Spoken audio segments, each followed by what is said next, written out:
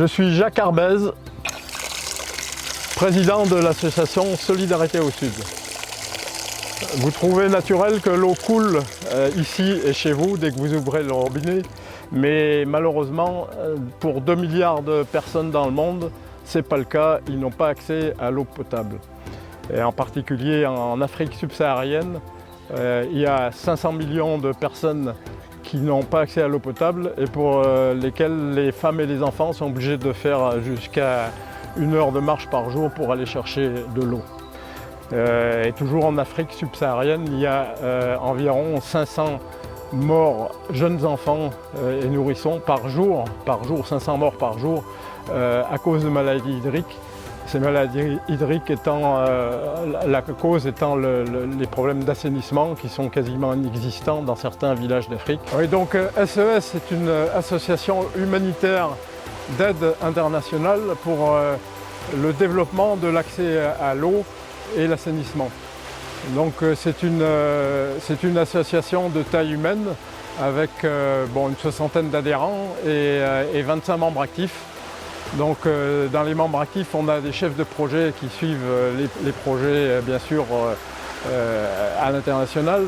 J'ai intégré SES après une carrière d'ingénieur. Je recherchais une activité humaniste avec des vraies valeurs. J'ai trouvé dans SES des gens engagés, compétents. On a également des personnes qui s'occupent de la recherche de bailleurs de fonds, de la réalisation des dossiers de demande de subvention, qui est la clé de chaque projet. On a également des personnes qui s'occupent de la communication pour nous faire connaître et également pour faire venir des nouveaux adhérents. Et du coup, concrètement, ton équipe et toi, vous faites quoi? Alors, on réalise des forages, on réalise des puits, on fait du captage de sources, on fait également de l'irrigation. Et donc on cible des villages qui ne sont pas trop gros, c'est entre 500 et 300, 500 à 3000 habitants maximum, parce que c'est ces villages qui ont le plus de besoins et qui souvent n'ont pas du tout d'eau, sachant que les grandes villes en Afrique ont déjà en général l'accès à l'eau. Donc on reçoit les demandes, nous, par notre site internet, ce qu'on appelle des demandes d'appui.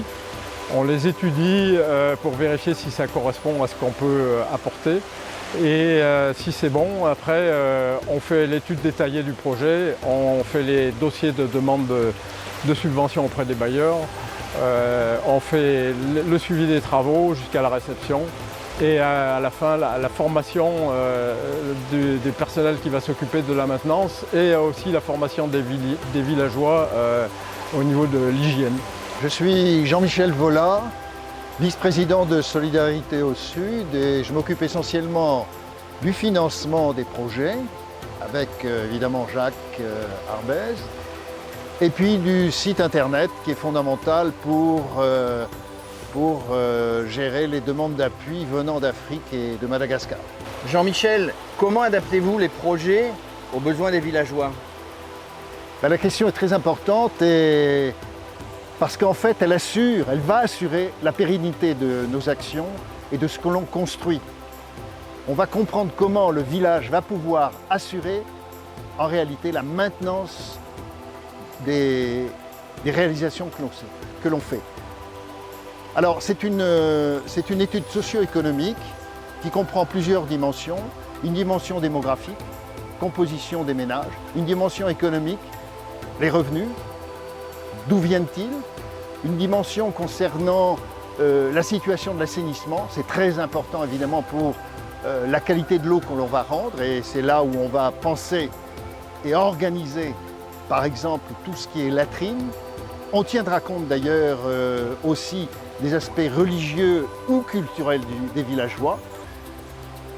L'école, on va mesurer le taux d'absentéisme des enfants du fait des maladies hydriques, l'hygiène et la santé. On va récupérer un certain nombre de statistiques si on a par exemple un centre de santé. Quel est l'impact de vos projets concrètement sur les villageois? Le premier impact qui est assez émouvant d'ailleurs pour nous qui intervenons, c'est la baisse considérable de la corvée d'eau des femmes. c'est une joie immense pour elles et pour les petites filles, car ce sont elles qui sont chargées de cette corvée de bois.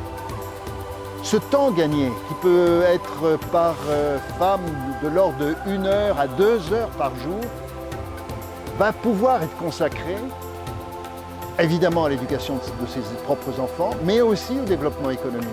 Elles vont participer au développement agricole, etc., vendre sur les marchés. Enfin, il y a aussi le taux d'absentisme qui diminue considérablement. À Sangoulema, au Burkina Faso, en un trimestre, on a divisé par 3 le taux d'absentéisme. Quelles sont les clés de la réussite de vos projets, Dominique? Alors, la réussite du projet tient à l'anticipation. Donc il faut absolument connaître le contexte, l'environnement, les besoins très précis et pouvoir les dimensionner. Souvent, il est nécessaire de faire une mission exploratoire pour aller contrôler sur place la réalité de l'expression du besoin du village. J'imagine que vous impliquez des acteurs locaux. Oui, bien sûr, c'est absolument nécessaire. Déjà, dès le départ, au moment de la demande d'appui du village, il est nécessaire de vérifier l'engagement, et souvent on vérifie l'engagement du maire et d'autres personnes sur place. Et nous avons besoin d'un relais technique. Je suis Paul Royer, chef de projet à SES. J'ai eu le plaisir de coordonner un projet au Cap-Vert qui visait à alimenter en eau les habitants de 2 villages isolés dans la montagne, qui jusque-là s'approvisionnaient à des sources situées à plus d'1 heure de marche. Techniquement, nous avons réalisé le captage d'une source, posé une conduite jusqu'à un réservoir de 30 mètres cubes, puis jusqu'aux 2 villages. Les ouvrages les plus spectaculaires ont été le franchissement aérien de 2 gorges. Pour financer ce projet d'un montant total d'un peu plus de 50 000 €, nous avons bénéficié de la contribution de la ville de Paris et de 2 entreprises, TIA et Parisienne de location.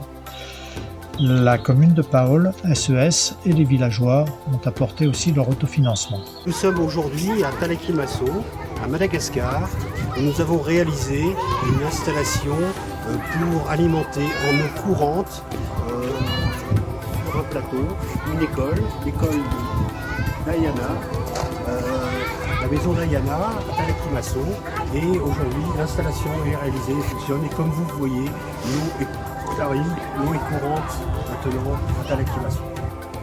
Eh bien, la maison d'Ayana est une association qui prend en charge les enfants issus de familles en difficulté économique extrême, c'est-à-dire les familles qui gagnent environ 2 € par jour, s'ils en gagnent, dans un contexte rural à Madagascar. Et notre contrat avec ces familles, c'est de prendre en charge l'éducation de leurs enfants, de leur fournir aussi la cantine scolaire et les soins médicaux tout au long de leur parcours scolaire jusqu'à ce qu'ils puissent avoir un métier décent. Vous avez monté un projet avec Solidarité au Sud pour faire venir l'eau d'une source qui est à 50-60 mètres de dénivelé en dessous de l'école. Le projet a été réalisé. Qu'est-ce que ça va vous apporter réellement, concrètement, au niveau de l'école? Ça nous change la vie, véritablement. Premièrement, c'était les mamans qui étaient de corvée pour aller chercher l'eau, quand même sur une colline de 50 mètres. Elles prenaient 4 heures environ de leur temps pour remplir les bidons de 200 litres en tout, les besoins des enfants et de la cantine. Eh bien, c'est 4 heures en fait que les mamans vont pouvoir utiliser autrement.